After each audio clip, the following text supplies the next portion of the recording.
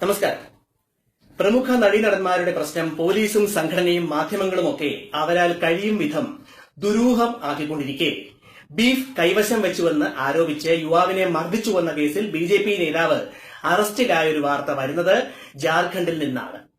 കഴിഞ്ഞയാഴ്ച നടന്ന സംഭവത്തിലാണ് ബിജെപി നേതാവ് നിത്യാനന്ദ് മാത്തോ ഉൾപ്പെടെ 3 പേർ അറസ്റ്റിലായിരിക്കുന്നത്. ബിജെപിയുടെ പ്രാദേശിക നേതാവ് പപ്പു ബാനർജിയുടെ വീട്ടിൽ നിന്നാണ് പ്രതികളെ അറസ്റ്റ് ചെയ്തത്.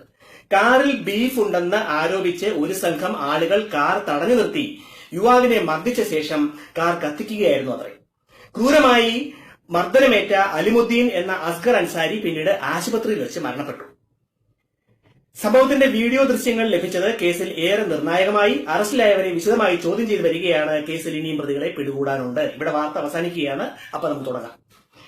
ഒരു കാര്യം ചോദിച്ചോട്ടെ, ഭാരതത്തിൽ സ്വാതന്ത്ര്യം വലിച്ചെറിഞ്ഞു തന്ന് സായിപ്പന്മാര് പോയ അന്നും അതിനു മുമ്പും ഈ ബീഫ് കഴിക്കൽ നിലവിലുണ്ടായിരുന്നോ ഇല്ലയോ?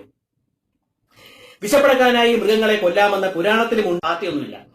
ഗോസംരക്ഷണത്തിന്റെ പേരിൽ മനുഷ്യനെ മർദ്ദിച്ച് കൊലപ്പെടുത്തുന്നതിനെ ന്യായീകരിച്ച് അതിനിടയ്ക്ക് ബിജെപിയുടെ മറ്റൊരു നേതാവ് അമിത്ഷാ. നേരത്തെയും ജനക്കൂട്ടം സ്വയം വിചാരണ നടത്തി മനുഷ്യരെ മർദ്ദിച്ച് കൊലപ്പെടുത്തുന്ന സംഭവങ്ങൾ ഉണ്ടായിട്ടുണ്ട്. അന്നൊന്നും ആരും ചോദ്യം ചെയ്തിട്ടില്ലെന്നാണ് ഇദ്ദേഹത്തിന്റെ വാദം.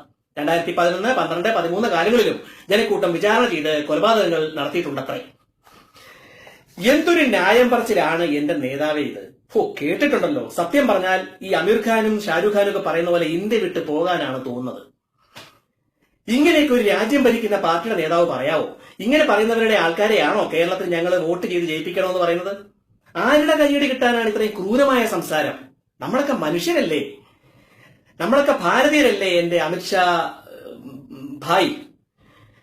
നമ്മളൊക്കെ സഹോദരന്മാരല്ലേ? കുറെ കൂടെ പരത്തി പറഞ്ഞാൽ പാകിസ്ഥാനാണെങ്കിലും ബംഗ്ലാദേശ് ആണെങ്കിലും ഒരു ഭൂഖണ്ഡത്തിലെ ഹിന്ദിയും ഉറുദുവും ഒക്കെ സംസാരിക്കുന്ന സഹോദരന്മാരല്ലേ നമ്മളൊക്കെ? നമ്മളെയൊക്കെ തമ്മിൽ തല്ലിച്ച് നമുക്ക് എല്ലാവർക്കും ആയുധവും വിറ്റ് യുദ്ധം ജയിച്ച് നടക്കുന്നവരെ പിടിച്ച് തല്ലുന്നതിന് പകരം നമ്മൾ പരസ്പരമാണോ വഴക്കുണ്ടാക്കേണ്ടത്? ഈ ബീഫൊക്കെ നിസ്സാര കാര്യമല്ലേ? ഭക്ഷണം കഴിക്കാനുള്ള സ്വാതന്ത്ര്യം വിലക്കില്ല എന്ന് നിങ്ങളുടെ പാർട്ടിക്കാരനും ഞങ്ങളുടെ പ്രധാനമന്ത്രിയുമായ നരേന്ദ്രമോദിജി കഴിഞ്ഞ മിനിയാന്നോ മറ്റോ അല്ലേ ഒരു പ്രസംഗത്തിൽ വ്യക്തമാക്കിയത്? അതെന്താ നിങ്ങൾ കേൾക്കാത്തത്? നിങ്ങൾ ഓരോരുത്തരും ഓരോ രീതിയിലാണോ പറയുന്നത്? ഇങ്ങനെയൊക്കെ ഹിന്ദുവിനെയും ക്രിസ്ത്യാനിയെയും മുസൽമാനെയും ഭക്ഷണത്തിന്റെയൊക്കെ പേരിൽ ഉപദ്രവിക്കാൻ പാടുണ്ടോ? ദൈവവിശ്വാസികൾ എന്നാണല്ലോ ബിജെപി, RSS, ശിവസേന, ശ്രീരാമസേന ഇവരൊക്കെ അറിയപ്പെടുന്നത്. സഹോദരരെ കൊല്ലാൻ രാമായണത്തിലോ ഭഗവത്ഗീതയിലോ ഭാഗവതത്തിലോ പറയുന്നുണ്ടോ? അതിഭീകരമായ ഒരു അവസ്ഥയാണ് ശരിക്കും പറഞ്ഞാൽ. ബീഫ് കയ്യിൽ വയ്ക്കുന്നവരെ പിടിക്കുക, മാംസവിൽപ്പന നടത്തുന്നവരെ തല്ലി കൊല്ലുക, ട്രെയിനിൽ ജാതി തിരിഞ്ഞ് ആളെ പിടിച്ചു കൊല്ലുക, ഇതെല്ലാം അസഹിഷ്ണുത തന്നെയാണ്. ഇതെല്ലാം വെച്ച് നീട്ടിക്കൊണ്ട് പോവുകയാണെങ്കിൽ മിണ്ടാതിരിക്കുന്ന വിവരവും വിദ്യാഭ്യാസമുള്ള ജനങ്ങൾ കുറെ പേരുണ്ട്. അവരെ സഹിഷ്ണുത വെടിഞ്ഞ് അങ്ങിറങ്ങും. ഗുണദോഷം, ഉപദേശം ഇതെല്ലാം പോലല്ല ഒരാളെ തല്ലുന്നതും കൊല്ലുന്നതും. നമ്മൾ ഭാരതീയരാണ്. ക്ഷമയുടെ നല്ലപോലെ ഗാന്ധിജി ഉൾപ്പെടെ ക്ഷമ കൊണ്ട് പൊരുത്തേണ്ടത് എങ്ങനെയാണെന്ന് പറഞ്ഞു കൊടുത്തവരാണ് നമ്മൾ.